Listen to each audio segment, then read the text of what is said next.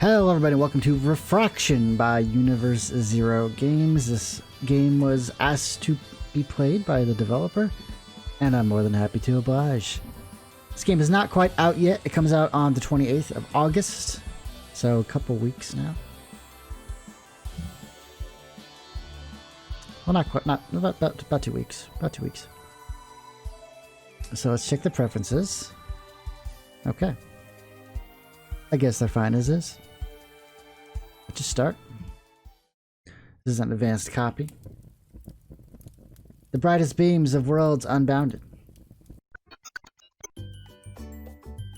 Oh, was I meant to skip that? Hang on, let's go back. Let's go back. Let's go back to the no. Home. Affirmative. Okay, let's start over. I think I skipped some stuff.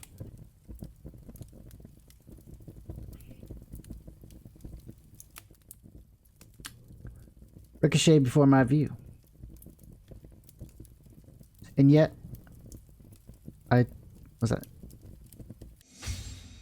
Infinity is less than you. Oh, okay.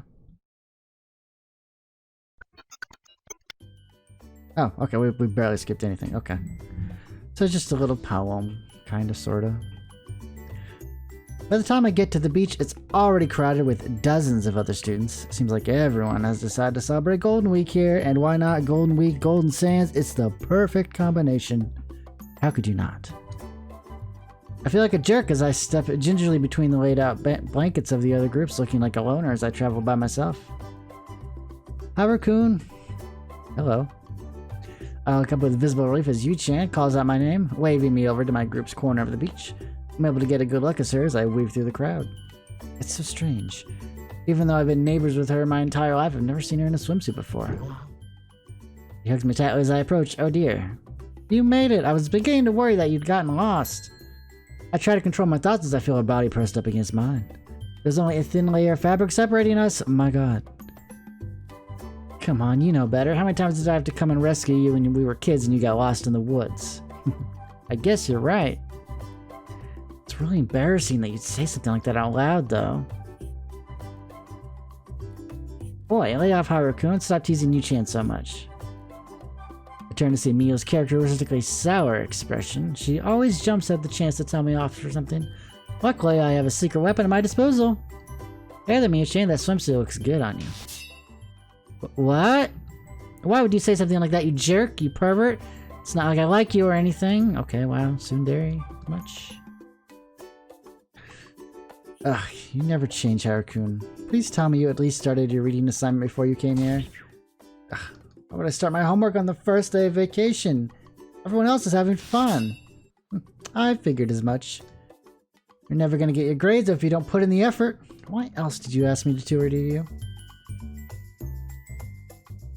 Oh, give him a break, Yuki-chan. You're such a downer. Summer isn't about homework and school. It's about beaches and swimsuits. Say, Haru-kun, what do you think of my swimsuit? It's very, well, it doesn't leave much to the imagination, does it? Oh, I see. Haru-kun is already thinking of all the dirty things he wants to do to me right here on the beach, you naughty boy. Couldn't find a pair more opposite than Yuka and Akari, which is why it's so weird that they're sisters. Yuka's so straight-laced and serious, whereas Akari, well, I happen to know that she's a virgin, but she certainly doesn't act like it. For a moment, I think that we're missing the last member of the group, but then I notice a little Rin sitting on the blanket.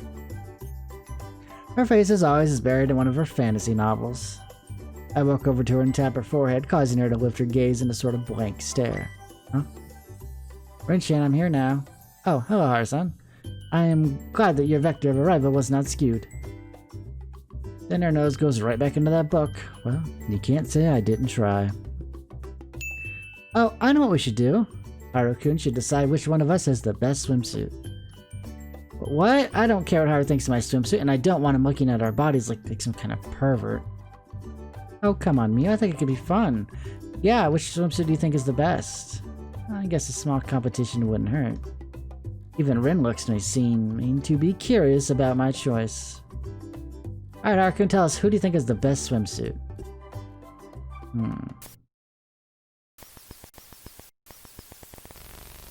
I didn't get to pick!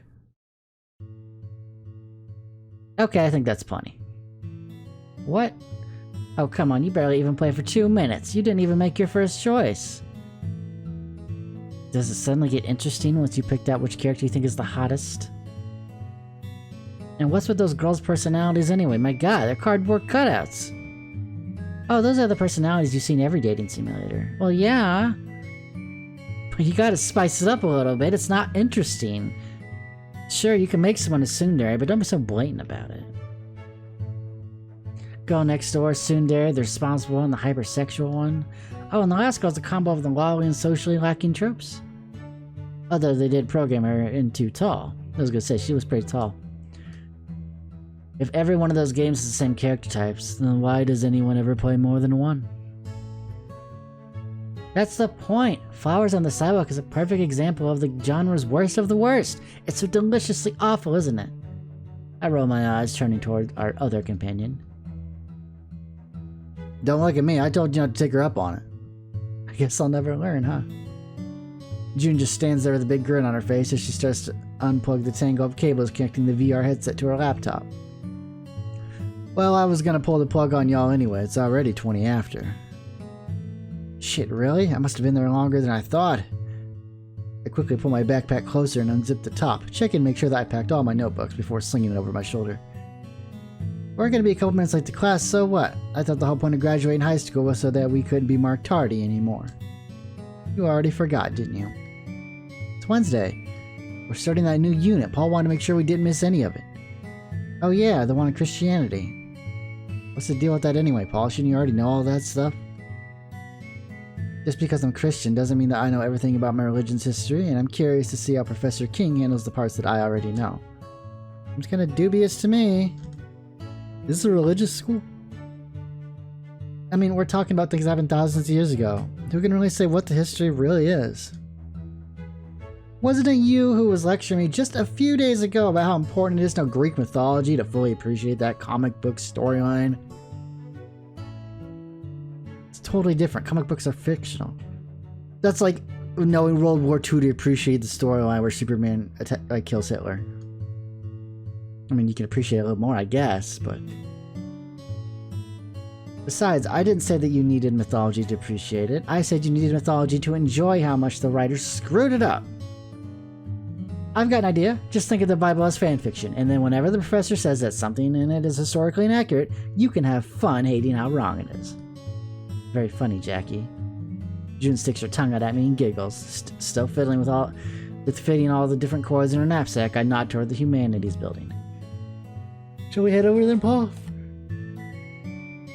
After you, my good man. After you. We pull on our backpack straps and start walking away. Hey, wait up, jerks. My friends are nothing but jerks. Slow down, jerks. More interesting, of course, are the earliest dates that these records can be verified.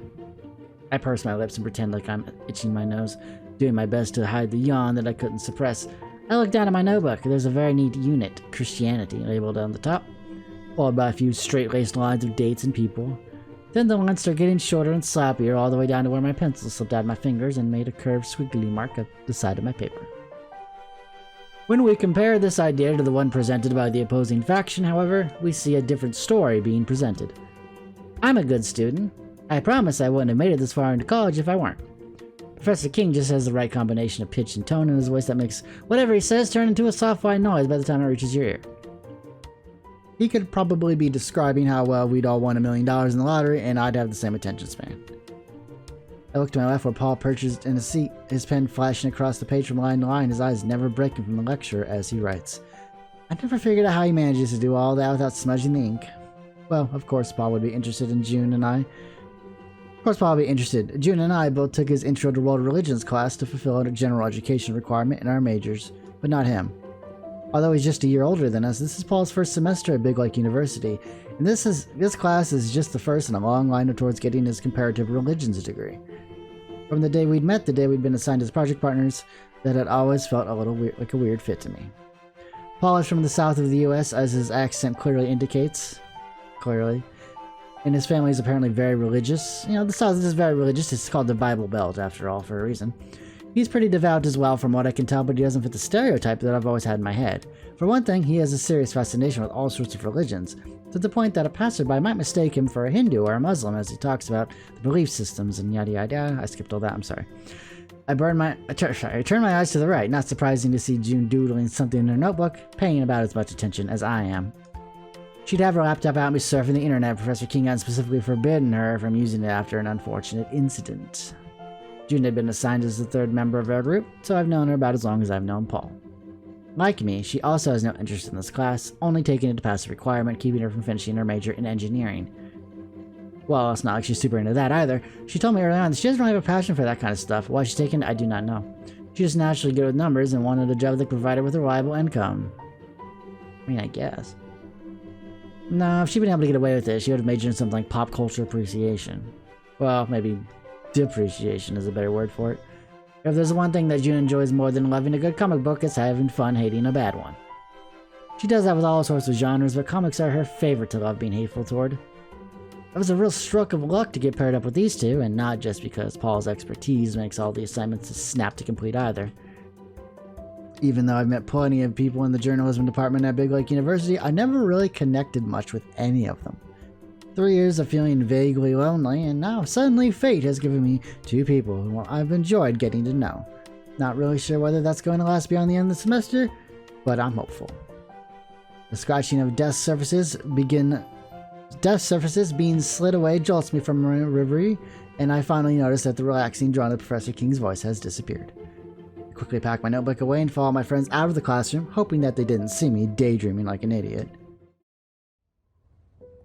So yeah, right now it's between taking that advanced theory class or signing up for that interning experience. Our religions class is the last of the day for all of us, so we usually walk towards the student apartment complex afterwards.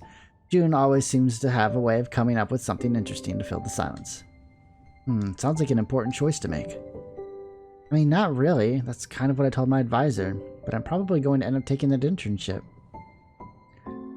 Better to get some real life experience than being stuck in a gloomy classroom again, right? But understanding more of the theory could make you more efficient in the workplace. Yeah, there's only so far that hypothetical mathematics can take you. Sometimes you just have to get your hands dirty. Well, it's not like that matters in the long run anyways. Oh god, please tell me that you at least have some idea of what kind of job you want to have after graduation. Of course I do. I want a job that pays me sweet, sweet money to buy stuff with, of course. You know that they don't usually just pay engineers to exist, right? You've got to make connections, find contacts in certain companies, and... Oh, you worry too much, Jackie. Life's too complicated to plan every little detail ahead of time. You've got to pay attention and grab the opportunities when they appear in front of you. I sigh softly, looking over at Paul, who has his head hanging down deep in thought. By now I'm familiar with that look. He's down a rabbit hole of thinking, and he'll never share what's on his mind unless we ask him. What are you thinking about now, Paul? Oh, it's nothing. I was just pondering June's comment. Which one? One about a choice for next semester's credits not mattering in the long run. Don't really think that's true. What do you mean? Sure, I'll have a different semester depending on what I do, but either way, I'm probably just gonna end up in the same place with the same job. I don't know about that. Maybe in the internship you'd meet someone who would refer to you an employer down the line, letting you land your dream job. She just said that she doesn't have one. Right, I'm speaking hypothetically. Or maybe there's someone who's planning on taking that advanced theory course, someone that you would only meet by being in the same class, and maybe you'd end up falling in love and marrying that person. I doubt it. I've already met just about everyone in the department. Sexy? They are not. You don't go to the engineering department for sexy babes. I mean, there probably is some, sure. But, you know, that's not, you know, you don't want to go to that. You want to go to, like, bikini modeling major, if that's a thing. That's where you go. The point is that your life can go way differently depending on the choices you make. If you don't think about what you're doing, it can have major consequences down the line. That's why I think that God gave us the ability to choose in the first place. Wait, I thought God was supposed to be omni-knowing or something like that. If he already knows everything we're going to do, well then what's the point of being able to choose? God might know what we'll do, but we don't. That's the important difference. Well, whatever. Setting aside the frankly terrifying notion of some old man in the sky predicting my every move, you're being a little too dramatic for my tastes.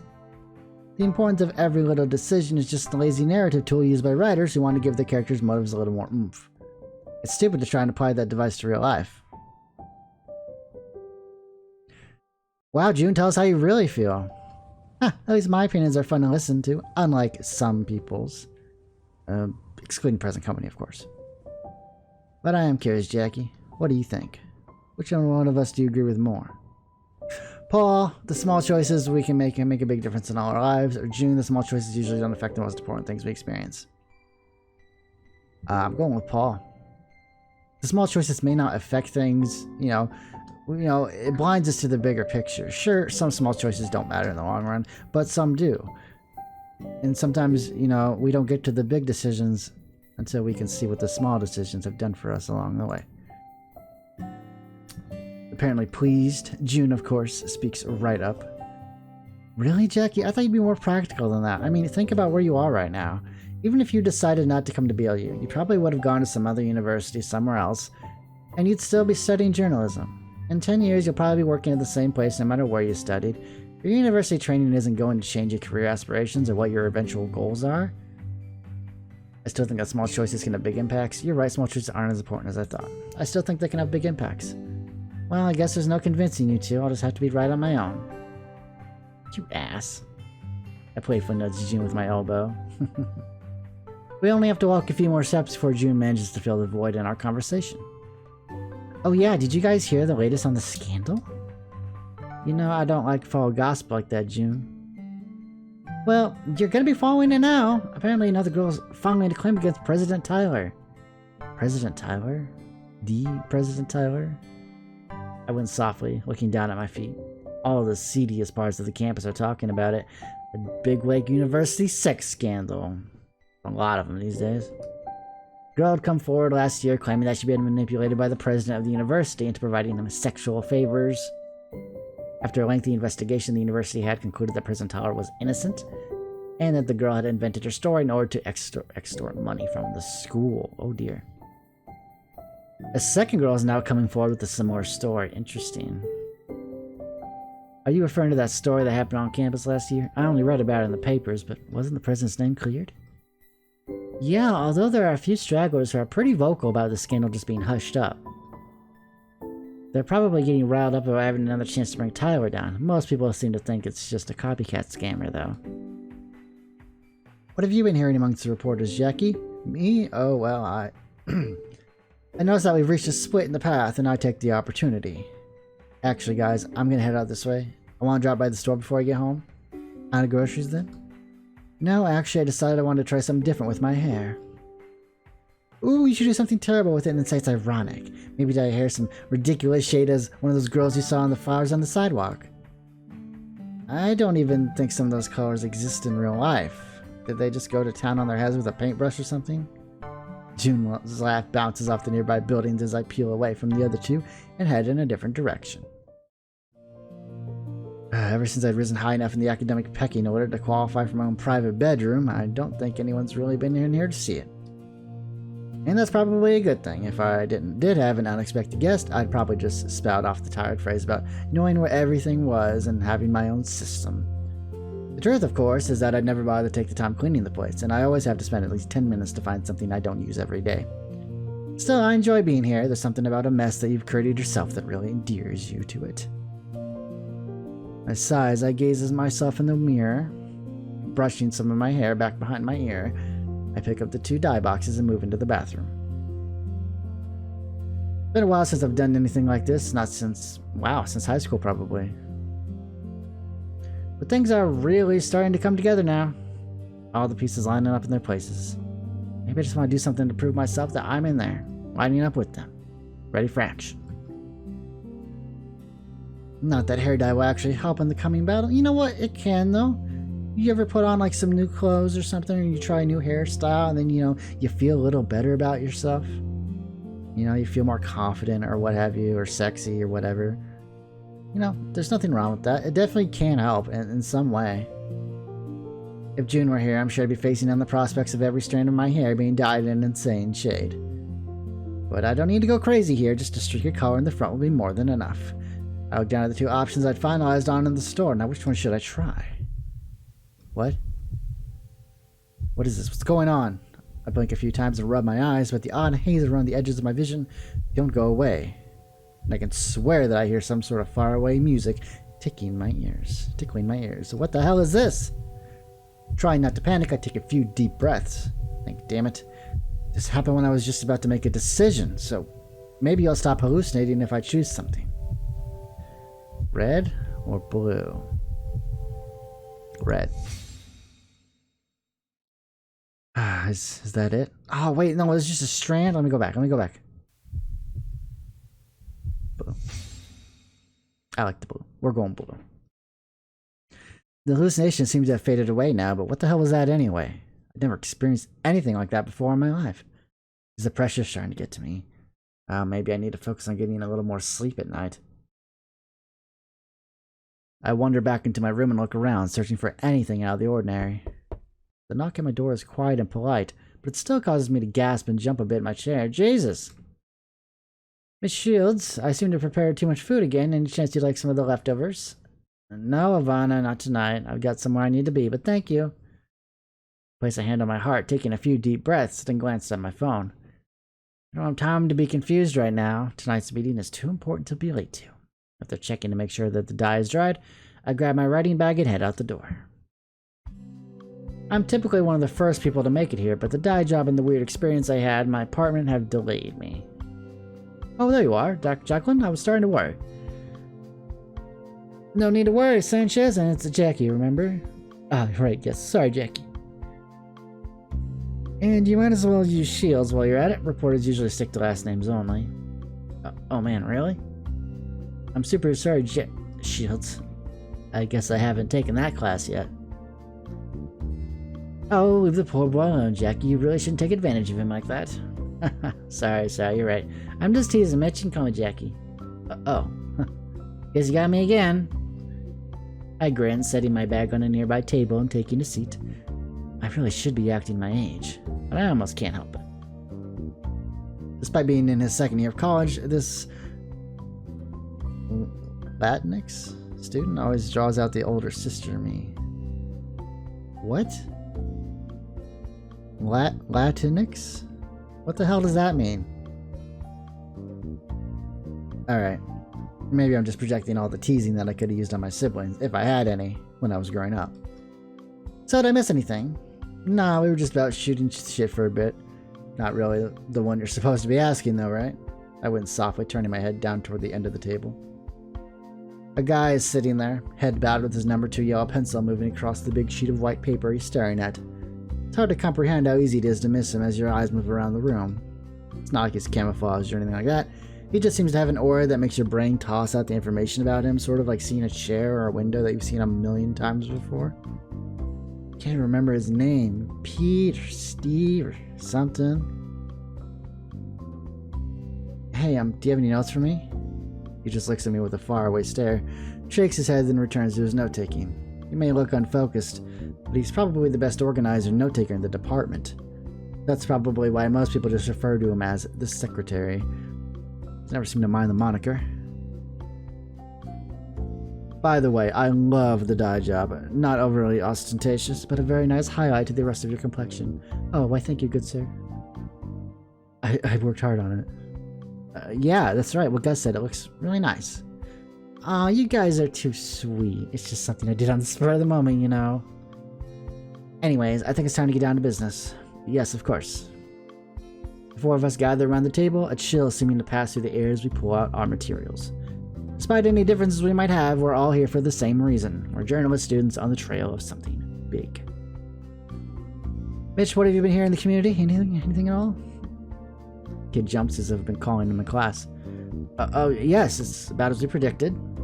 Sydney's stories being passed around almost everywhere, but as far as I can tell, it's mostly just idle gossip. Not many people are taking this as seriously as the first accusation.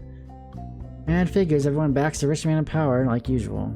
Well, I don't think it's that. I think it's the fact that he was found innocent the first time, so people are like, well, of course they're going to try to do it again.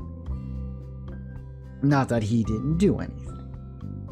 He could have. But it's like people already think of him as innocent, so people aren't going to care much about the second time around. It's only human nature, really. Sure, there are people out there who would hate any story that painted a white man in a bad light, but I think most of them are just too fresh off the last accusation of being called a hoax. Once a narrative has been accepted, it's hard to change its precedent.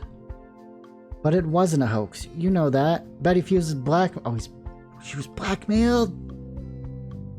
Yes, of course I know that, but if we're going to turn the social conscience around, consensus around, it's going to take more than just some new claims. We need hard evidence. I nod my head, taking a few slow breaths. I sometimes hate Gus for how dispassionately he can talk and act, but he's right. There's no point in me getting worked up right now. Though I don't really look up to him as a mentor, it's hard to deny that he has more experience than the rest of us. Plus, his position as a grad student in the journalism department gives him the chance to get us resources for our investigation that we wouldn't have had otherwise. Although that usually just extends to scheduling power, like this room that he's found for us to use. Well, either way, we don't have a lot of time. My investigative plan relied on Tyler letting his guard down. Now that Sydney suddenly made her accusation public, he's going to be wary again. We need to get those photos before he's spooked enough to destroy them all. Noted, but it's not like we can just walk in there and ask for them, you know. You leave that to me. We're going to get our hands on that evidence one way or another. But wait, so you're just going to steal the photos from him? Isn't that, illegal? Sometimes a reporter has to do a small wrong so that she can accomplish a big right. And bring about justice. Oh god, you've been practicing that one in the mirror, haven't you? Don't listen to him, Jackie. That was such a cool thing to say. I chuckled softly, turning my eyes toward the nearby window. Across the pathway, I could see the lights of the administrative building piercing through the night's darkness. The university president's office is just a few floors down and a bit to the left, but the window is currently dark, save for some faint emergency lighting. I don't have any proof that he's keeping the photos in there, just a hunch. A hunch that comes from a year of learning about the man named Anton Tyler. A man who likes to keep the source of his power close by. His fingers on my left hand reach over, absentmindedly stroking a small raised string of skin on my right wrist. It's not just one girl. It's not just two. 5 students now. 5 people, men and women, all of whom were in a vulnerable situation and could have been kicked out of the university with the right exchange of paperwork.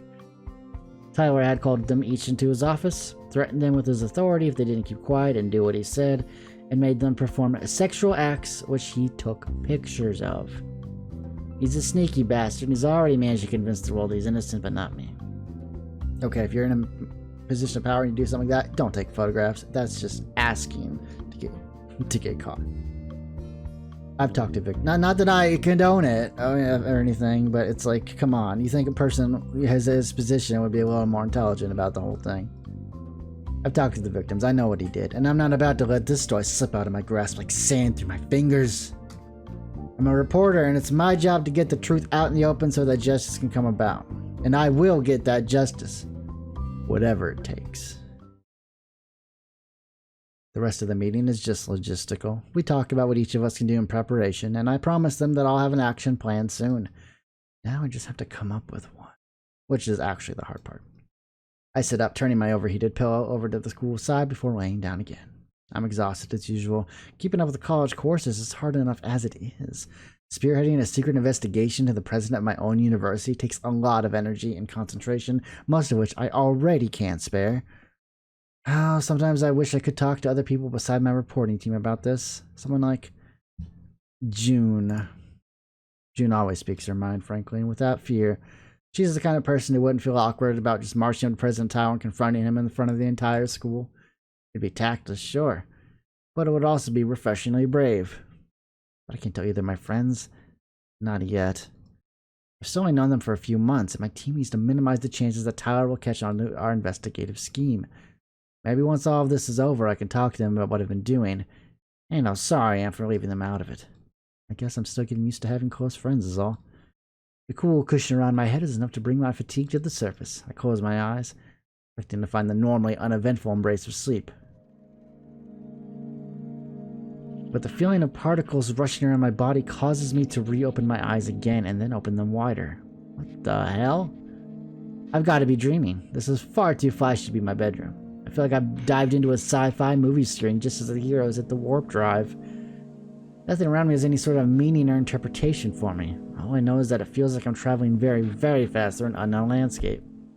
The rush of something large brushes past me, causing me to spin around in the air. Everything is going too fast for me to catch a glimpse of it.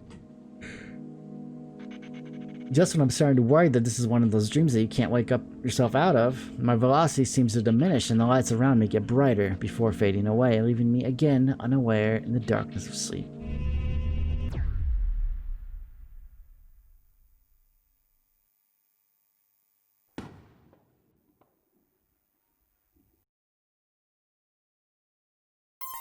Achievement unlocked, the terrible dye job. What are you talking about? That was a great dye job. We don't know anything, game. My eyes ringtone. Okay. I grind my brain into gear as I pull myself out of bed and start getting dressed.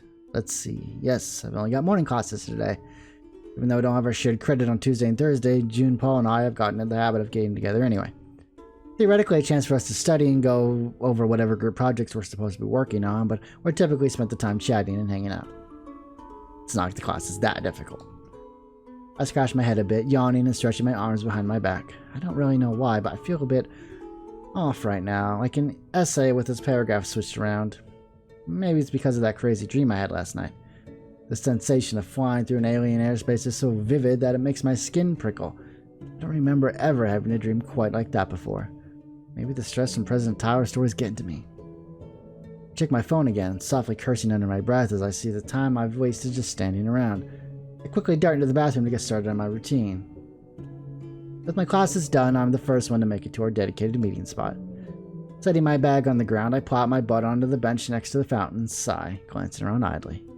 Still can't put my finger on it, but something really seems weird to me today.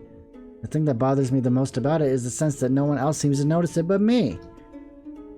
My classes, for instance. Everything there is what I expect, at least on the surface.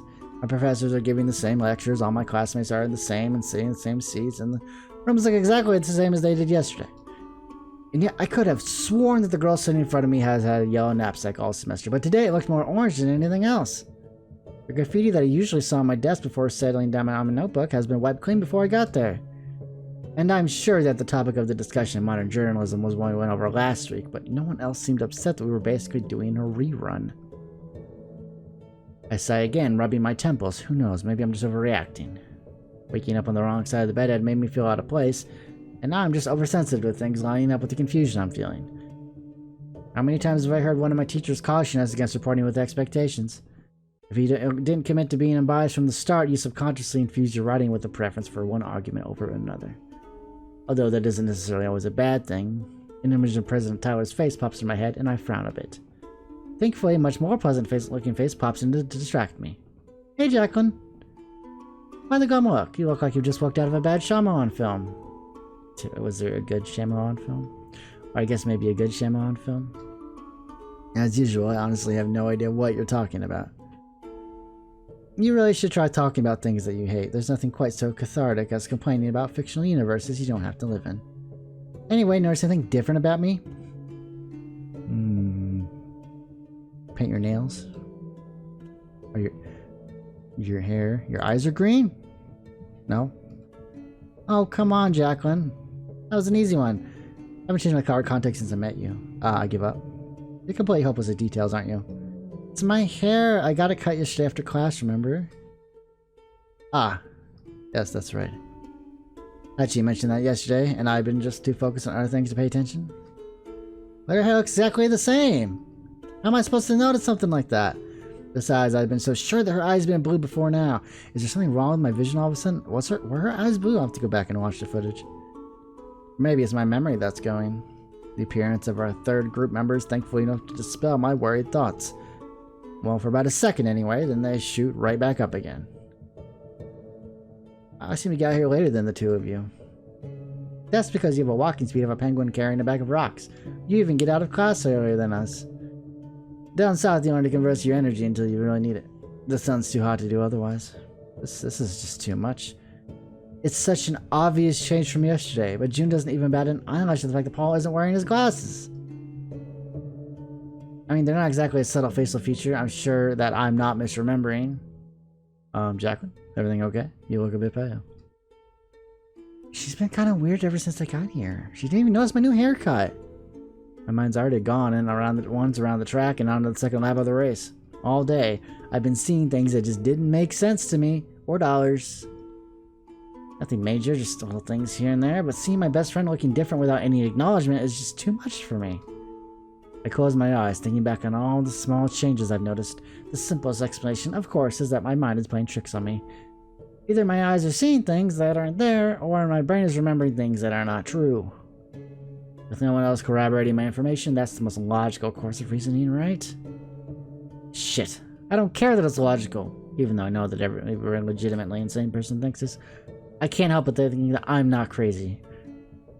But if I'm not seeing things, then what other explanation is there for all these unnoticed little differences? Hello, Earth to Jacqueline. That didn't seem to work. Maybe she tried a different planet? Right. Sorry, guys. I was just thinking about a project I have to get done soon. We'll ruin our time together by thinking about school. Isn't the reason we're meeting technically about? Silence. 3 morning classes have made me ravenous. I say we adjourn this meeting and reconvene at a slightly later date in the food court. Motion passed. Got a really odd expression of how democracy works. This is where most of the students eat while they're on campus. 3 meals a day with a decent selection means that this is the only reason that thousands of unprepared freshmen are still alive right now. The weather's been really nice recently too, so we're able to enjoy the outdoor eating area. The fact that this place doesn't seem to have changed comforts me a tiny bit as we sit down and begin to eat our various meals. By the way, Jacqueline, I think your new dye job looks nice. Hey, I was going to compliment her on it. And why didn't you? I couldn't think of the right anime reference to go along with it. Not like I would have gotten the reference anyway, just putting that out there. I still think you should have made a full dye job out of it. I could totally see you rocking a full green do. Green? I laughed softly, finishing off my slice of pizza while June and Paul continued their back and forth banter. It's bizarre how easy it is to slip into a comfortable position with them here. Despite the slight changes to their outward appearance, both of my friends are acting and talking exactly like they did before. It's not like I'm having some kind of hallucination where everything I thought I knew about the world has been reversed. Honestly, that's almost more disturbing. The fewer changes I notice, the more likely it is the world is just the way it's always been and I'm the one who's crazy. I had to force myself to hold on to my own conviction. Just treat it like a story. Hold on to your gut feelings about the situation, use that to seek out the truth. Oh, that reminds me, I could really use your guys' help this afternoon. I want to run some performance surveys, but I need eyes on multiple screens to do it. Sorry, Jim, but I'm already booked for something. Really? Can't you do your scripture reading some other time? Believe it or not, I have other hobbies besides religion. In fact, I was sort of hoping that y'all would come with me and give me your opinions on something. Well, I can't reschedule either. I've got homework study groups to attend later. Wow, both of you are a lot better than I am. All I've scheduled for this afternoon is a nap. What are you, 5? We only have a few hours every day. You've got to spend them right, like for instance, helping me out with my diagnostics. Alright.